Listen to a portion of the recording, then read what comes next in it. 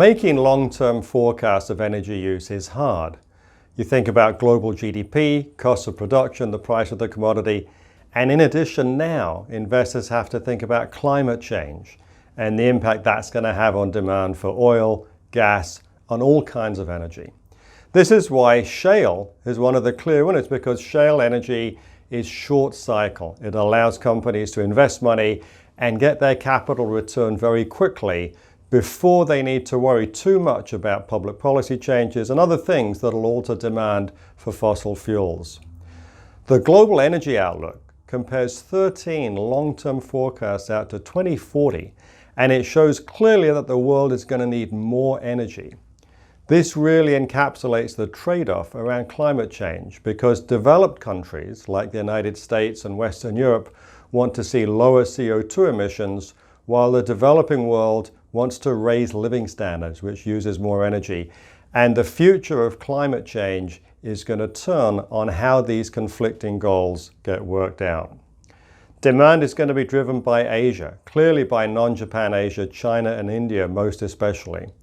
And disappointingly, coal use is expected to grow substantially, and all of that extra demand is coming from developing countries.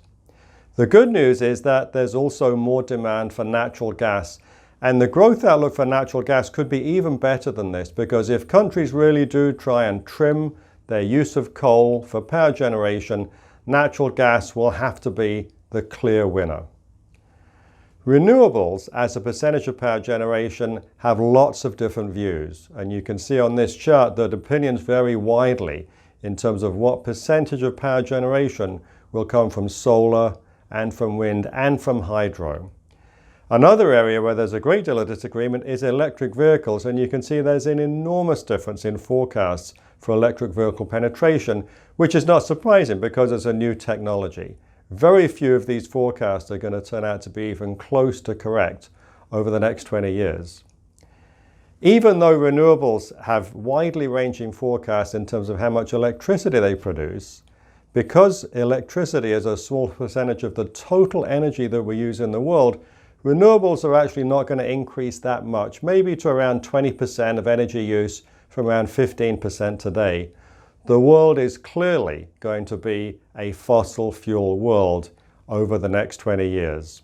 And on top of that, CO2 emissions are most likely going to continue to increase. The solution to climate change, it has many different pieces. It requires more use of nuclear, more use of natural gas, and clearly far less use of coal. As an energy investor, we follow all of these developments in renewables with great interest, because it obviously drives the investment decisions that we make. I'm Simon Lack.